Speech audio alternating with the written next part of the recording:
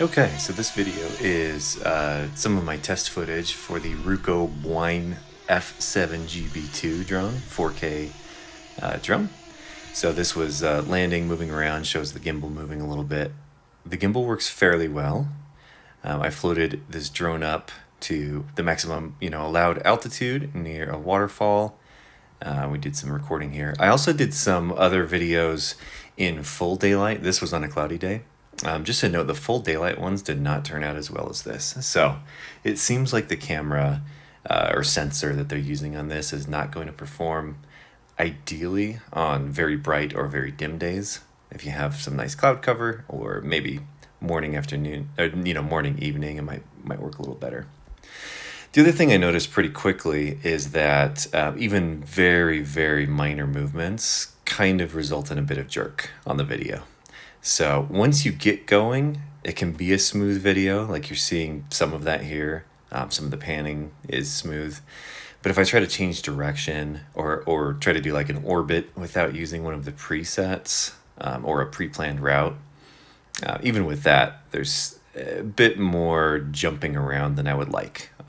When you get a drone like this, you're trying to get beautiful shots, and when it's kind of twitchy, that's what the gimbal is supposed to be correcting for, but it seems like it doesn't quite keep up with what the drone's doing.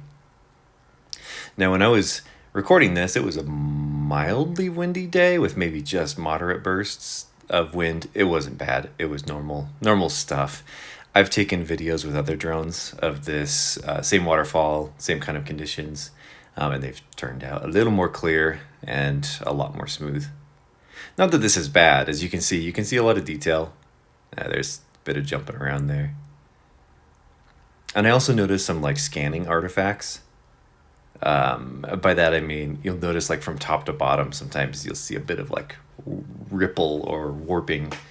And that, I think that has to do with the image sensor and how it's recording the video. So this was probably the best shot that I could do, and I was, being very gentle and careful, trying to do like an orbit around this waterfall. Again, with other drones that I've tested with, it's worked a little bit better, but this isn't bad by any means. You're getting good footage here.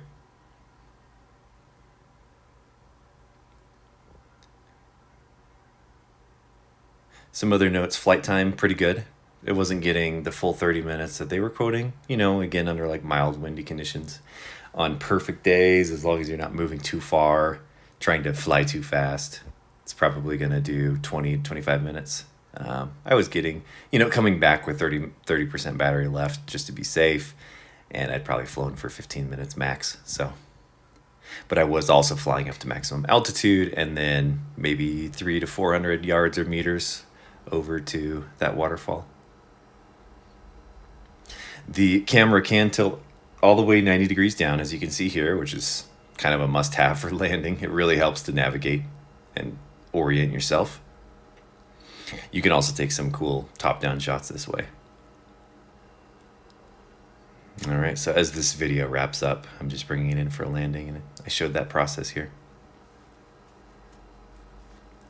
So overall, it's a decent drone.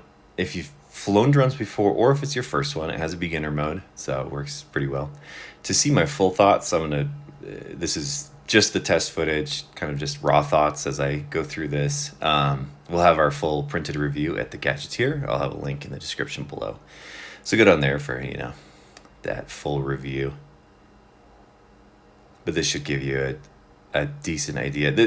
Again, I probably recorded at 3 or 4 different sites and locations. This ended up being the best footage.